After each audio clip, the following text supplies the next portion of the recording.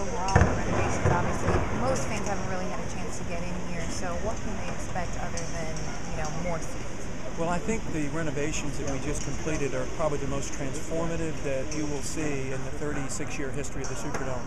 And I guess the main thing that's visible when you walk in is the width of the concourses. We've taken away the old bridges. We've widened those concourses. It's easier to move around in the stadium. It increases our restroom capacity, so from a fan standpoint, a community standpoint, that's a lot better. Also, just the brightness of it, the lighting's been changed, the whole seating geometry in the lower bowl's been changed.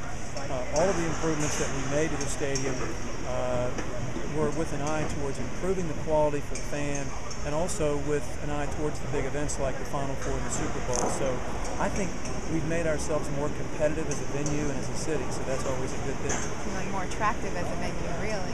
Well, this has been a long project. We started the master plan work for the Superdome re-engineering in 2002, which was kind of born out of a discussion of whether we should build a new stadium or re-engineer this one. And after Katrina, we had the opportunity to step back and think about that. And fortunately, over the last 6 years, we've had a lot of support from the state of Louisiana and our constituents, and I think we've put the Superdome back in a very competitive place against other facilities to host events like Final Four. And what you're seeing here with this new seating configuration for the NCAA is I think beneficial to us because it adds lower bowl seating capacity, which we didn't have in previous Final Four configurations, and it makes us competitive with Lucas Oil Stadium in Indianapolis. It makes us competitive with Cowboy Stadium in Dallas. So we're now on a playing field with those facilities where we can actually host an NCAA Final Four with a 75,000 seat manifest for tickets. Does it still surprise you in some way when you've been involved with stadiums and venues for so long that you hear people talk about miking the court, miking the rims, and how I guess it's become such an entertainment event, and I guess the transformation you've seen from when you first got into this to now as to what it's become? It's amazing. It never ceases to amaze me, and I think we're now starting to see the next evolution of technology, and pretty soon you'll be able to sit in your seat and get real-time stats and real-time video and then push that out to your friend on Facebook. That's the next evolution of it. But yeah, the technology is moving so rapidly in this business, and a lot of it has to do with the in-game experience.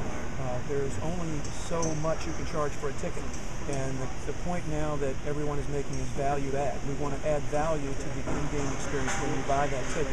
And when fans come to a facility, whether it's a sports stadium or an arena or a theater, they expect to be treated like they would if they were going into a fine dining restaurant or a high-quality boutique hotel experience. So what we've tried to do with this renovation is upgrade the Superdome to those standards.